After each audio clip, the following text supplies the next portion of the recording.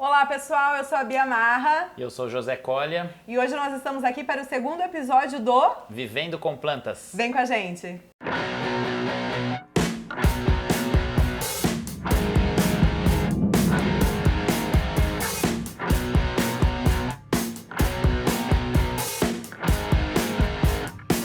Hoje eu vou compartilhar com vocês um problema que acontece com praticamente todas as plantas que eu compro para ter na minha casa.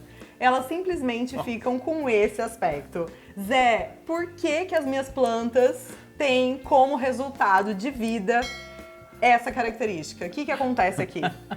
Bom, Bia, primeiro que para a planta chegar nesse estado aqui, são vários fatores que estão interferindo, né?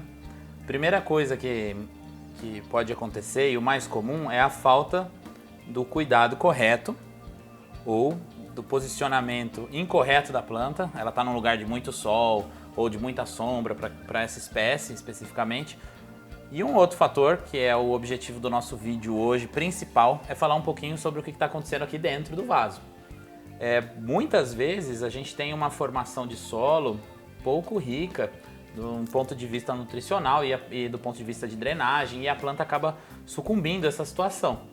Lá no vídeo anterior que a gente fez na última semana, Tá disponível aqui. que está disponível aqui em algum lugar dessa tela, a gente fala um pouquinho sobre a montagem exata, de como deve ser feita, né, a montagem de um vaso de antúrio, e todo passo a passo vocês podem encontrar nesse vídeo para explicar um pouquinho melhor todo esse processo de montagem. Mas hoje a gente vai falar especificamente do substrato da terra. Hoje a gente trouxe alguns materiais aqui para mostrar para vocês, materiais que servem para a gente compor a base do plantio. E dentre esses materiais todos, a gente precisa sempre ter em mente que cada planta vem de um lugar e de uma situação, né, no globo terrestre, onde a gente tem um solo às vezes mais arenoso, ou um solo mais argiloso, um ambiente aquático, ou até mesmo num solo desértico que chove 11 milímetros por ano. 11 milímetros são 11 litros por metro quadrado por ano. Uau. Então é muito pouco. Entendendo tudo isso, a gente pode montar diferentes formas, diferentes composições de substrato. Uma coisa muito importante é garantir que o substrato nunca fique encharcado por completo e que essa água possa ir embora. E por isso eu resolvi trazer aqui de novo a nossa querida argila expandida, que vai fazer aquele papel no fundo do vaso de não deixar aquela água acumular e ela conseguir descer pelos aqueles furinhos que tem no vaso, e assim o solo não vai ficar encharcado e causando aquele apodrecimento de raízes que muitas vezes acontece, tá? Zé, então a argila ela vai funcionar como os pedriscos que nós utilizamos na montagem do vaso de antúrio. Exatamente. Esse é um elemento drenante, assim como os pedriscos, ou também aquela ideia das tampinhas de garrafa que a gente Legal. pode usar. Beleza. Um outro material, que é esse segundo aqui, é a vermiculita, que a gente também apresentou no nosso vídeo anterior. E esse material ele é um extrato de rocha que serve para dar um pouco mais de aeração no solo, para facilitar o despertar das raízes e a forma com que elas vão penetrando no solo. Esse material deixa esse caminho mais leve, mais fácil, né? Legal. Além de que ela vai reter a umidade, ajudando a nossa planta a se manter mais hidratada. Um outro ponto que eu tenho aqui, um outro material, é uma terra vegetal. Esse daqui é comprada no mercado, num saquinho. Ela já é uma terra esterilizada, não vem pragas, não vem micro-organismos, nada. É um substrato bem estabilizado e ele serve para a gente fazer uma base de plantio. Essa é a terra que a gente encontra em lojas especializadas de paisagismo. Exatamente. A única questão que a gente tem que tomar muito cuidado é que existem produtos e produtos, né? Esse último pratinho aqui, a gente tem uma terra vegetal que você comprou, né? Essa terra que a Bia trouxe, dentro do saquinho da embalagem. Não vou mostrar o fornecedor e tudo, mas, gente, a qualidade disso é muito ruim. Parece uma terra de um vaso velho. Não tem... olha isso, ela não tinge a mão, é um pó, é uma poeira. E não tem muita matéria orgânica, está extremamente ressecada. Até a cor é muito diferente, né, Zé? Muito diferente dos outros. Lembra um pouquinho a cor dessa outra aqui que a gente já vai falar. Eu trouxe aqui também um substrato específico para o plantio de bromélias. Pessoal, as bromélias são aquelas plantas que têm formato de copinho, que recebe a água ali naqueles alcântares, né, aqueles reservatórios de água. E ela não gosta muito de água acumulada nas raízes, ela bebe água por aqueles copinhos que são formados pela disposição das folhas, né? Então, o substrato da bromélia ele é bem drenante, a água não fica muito tempo aqui, ela não vai permanecer por muito tempo nas raízes, porque o interessante para esse tipo de planta é a água justamente naqueles reservatórios. Parece até uma casca de pinos, assim. Esse material, esse substrato aqui, ele é feito com casca de pinos, tá? Essa base garante essa permeabilidade do solo, tá bom? E também é bem inerte, não vai ficar gerando muito fungo, muita doença. O outro material que nós trouxemos é o humus de minhoca. Para quem não sabe, o humus de minhoca ele é resultado de um processo bem interessante. A minhoca ela vai se alimentando do material orgânico que tem na terra, resto de folha, de galhos, né? Os nutrientes, eles geralmente estão todos juntos e a planta costuma absorver os nutrientes de forma separada.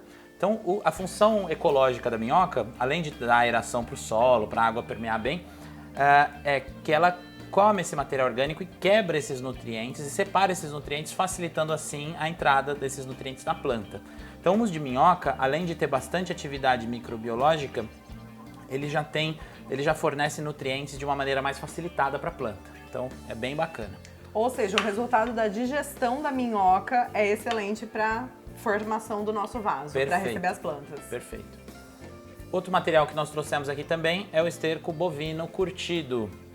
O esterco bovino curtido é esse material que ele é resultante da alimentação do bovino, tá? É um ruminante que ele vai mastigar várias vezes e aí um processo digestivo ele vai eliminar esse material aqui, ele vai ser acumulado em um monte, onde ele vai curtir, né? O que é esse processo de curtir? Várias reações aqui de bactérias, micro-organismos, temperatura, vão fermentar e esse material vai começar também, da mesma forma que o humus de minhoca, a restar aqui nutrientes já bem divididinhos, prontinhos para serem absorvidos pela planta, além do que ele é resultado de capim triturado, né? Mastigado, ruminado. Então a gente tem muita matéria orgânica aqui, tá? Ele é pouco aerado. Essa é uma forma muito bonita de falar sobre o processo de eliminação digestivo das vacas. Pessoal, por isso é muito importante fazer aquele processo de compostagem lá em casa, no condomínio onde a gente mora. É muito fácil a gente ter materiais ricos em nutrientes, em atividade microbiológica que vão ajudar a planta a se desenvolver, direto daquele resíduo final da manutenção de jardim. Então, para quem mora em casa e condomínio, resto de folhagem que puder triturar, picar, criar um ambiente ali para separar e deixar aquilo curtir, né? Assim como esse daqui, que é, digamos assim, um material gourmet da natureza, a gente consegue ter com isso atrair bastante benefício para o nosso vaso na hora de montar. Zé, então quer dizer que todo condomínio pode aproveitar o resto da poda para produzir esses materiais? Com certeza. Se a gente for colocar na ponta do lápis quanto custa um saco de substrato ou de terra para recompor os canteiros, porque isso é uma questão de manutenção. Manutenção não é só cortar folha, é repor material orgânico dentro do canteiro, revolver a terra, tudo isso, né? Se a gente for colocar na ponta do lápis a economia que um condomínio pode ter, se ele fizer a gestão do próprio resíduo vegetal, transformando ele em um material rico de adubação, com certeza o condomínio vai ter muita vantagem econômica nisso. Vou falar então aqui agora finalmente desse último aqui, esse material que a gente já comentou, né, que é aquela terra vegetal, terra, não sei nem como chama isso, para mim não dava para vender uma coisa como essa. Mas esse material aqui pode ser comparado a uma terra de um vaso velho. Pega o seu vasinho pra gente ver. Consegue despejar aqui em cima? Vamos tirar essas folhinhas pra... Pronto. Olha, o seu vasinho como tinha... Olha, temos um alho aqui. Era um alho, dente de alho. Então, olha só, o seu vasinho, como estava sendo um pouco mais cuidado do que a terra dentro daquele saquinho, ele tem uma cor diferente. Ele é um pouquinho mais escuro por conta da umidade. Mas olha só, passa a mão. Tá vendo que ele é bastante poroso, não tem nada de umidade e você esfrega o dedo assim e ele não tinge a sua mão, fica só uma poeirinha.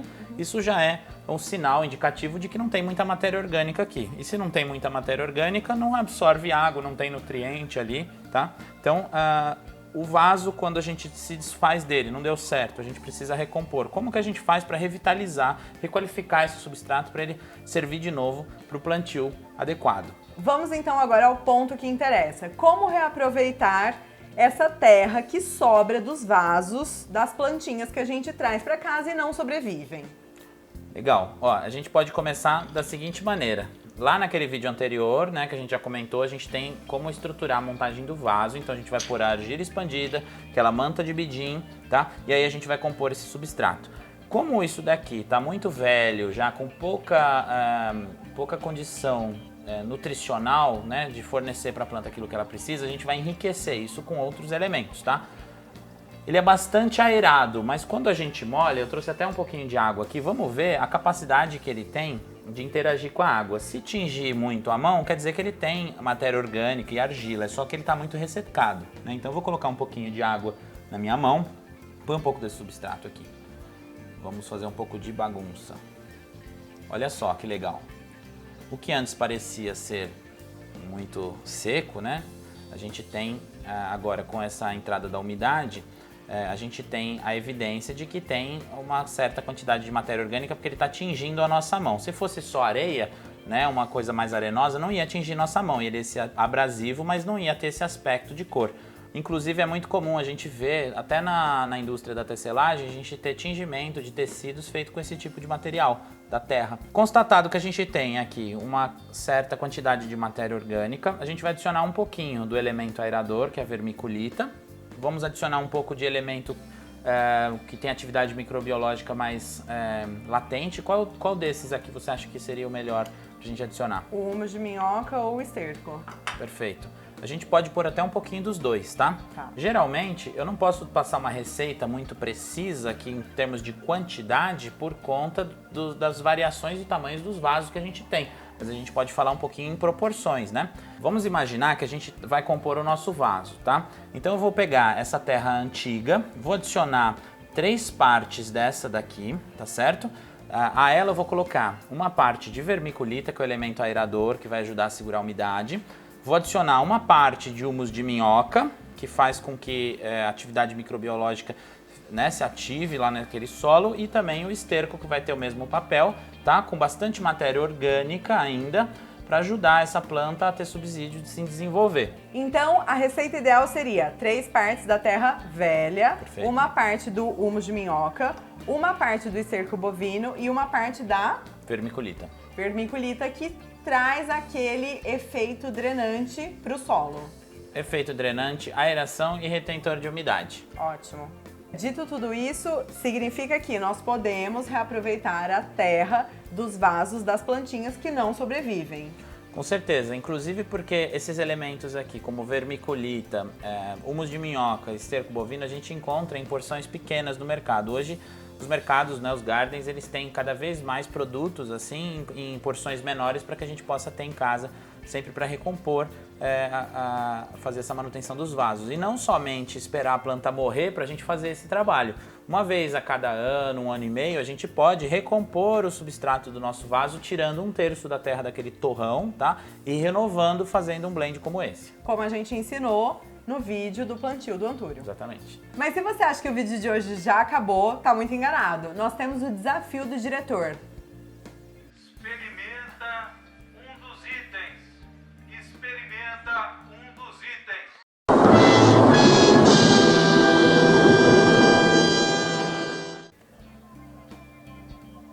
Nosso amado diretor nos deu esse desafio e, obviamente, ele escolheu os 2 produtos aqui mais gourmetizados dentre todas as alternativas que nós tínhamos na mesa. E para provar para vocês que nós não estamos de brincadeira, nós vamos provar estes materiais de altíssima qualidade.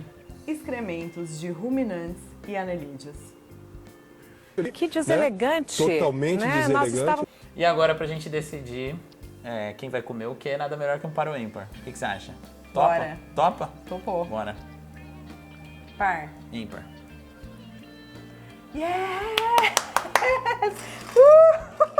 Sabia. E aí, o que você espera desse prato? Esse maravilhoso humus de minhoca. Eu espero degustar uma experiência nunca antes desvendada. Notas terrosas. Um aroma do carvalho com um leve toque de frutas vermelhas ao fundo do paladar. E você, Zé, o que você espera dessa experiência? Olha, eu espero encontrar aqui uma dieta rica em fibras, eu espero também um pouco de umidade, Levando em consideração que esse ruminante aqui se alimentou da Brachiaria decubens a vida inteira, eu acho que vai ser uma comida com um sabor bastante acentuado. Vamos provar então essas iguarias.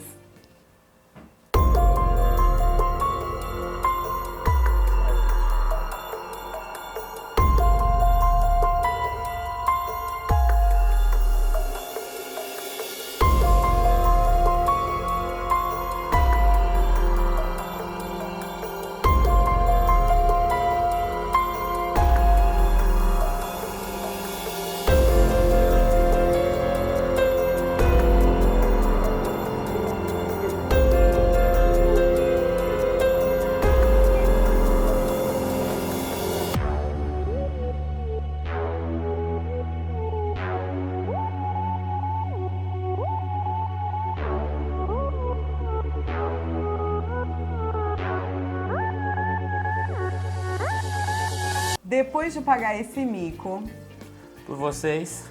nós gostaríamos de pedir uma coisa. Compartilhe esse vídeo. Bia, não. Melhor não. Como assim, não? Pessoal, se inscreve no canal, ativa o sininho para receber as notificações dos próximos vídeos e a gente se vê no próximo quadro Vivendo com Plantas. Até mais. Até!